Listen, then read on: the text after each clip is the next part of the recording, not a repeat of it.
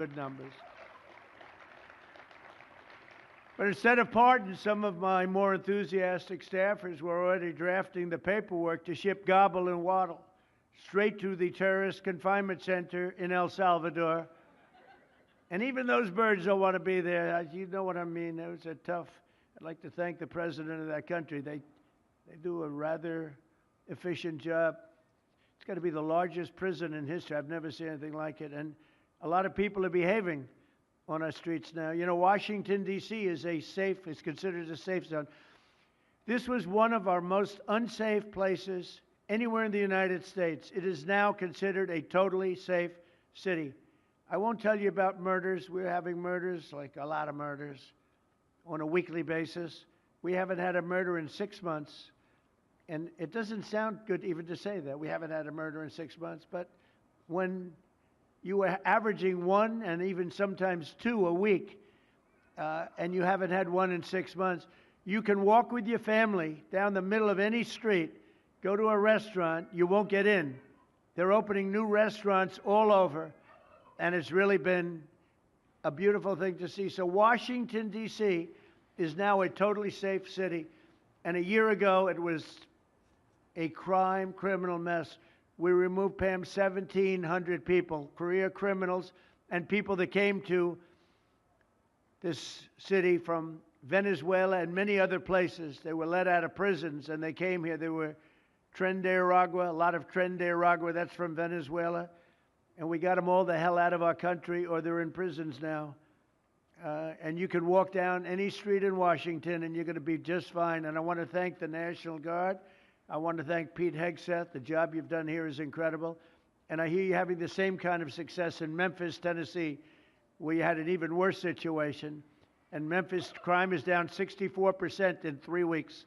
And by the time you have 4 or 5 weeks, you're going to have it down almost where there won't be crime. And we could do that in Chicago, by the way, if they would let us. If the mayor was a low IQ person, but he should understand this. This is a very serious thing. You saw all the crime that took place last night, the night before. The woman with the burning, they burned the woman. To be talking about that now, they burned this beautiful woman riding in a train. A man was arrested 72 times. 72 times, think of that. And they'll let him out again. The liberal judges will let him out again. But we're ready to go. You know, we've been moving toward Chicago.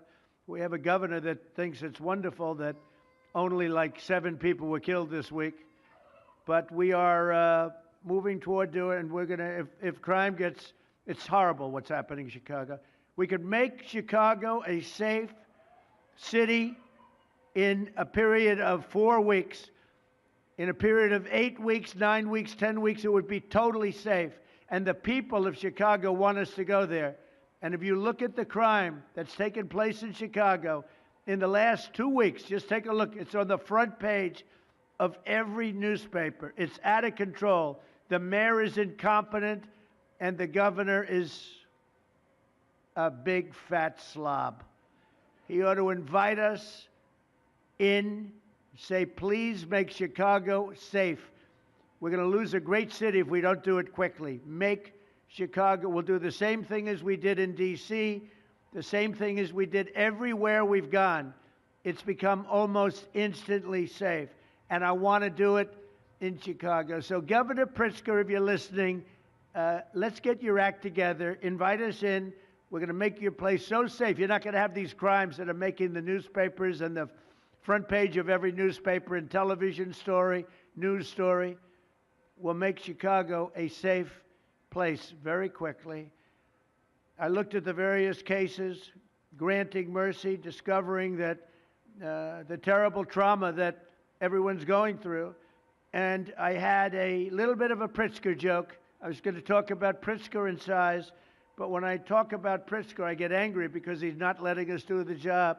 So I'm not going to tell my Pritzker joke. They have a very cute little joke, you know. Some speechwriter wrote some joke about his weight. But I would never want to talk about his weight. I don't talk about people being fat. I refuse to talk about the fact that he's a fat slob. I don't mention it. On a more serious note, as we gather around the dinner table, I'd like to lose a few pounds too, by the way. And I'm not going to lose it on Thanksgiving, I can tell you that, because I'm going to have a turkey, but it's not going to be that one.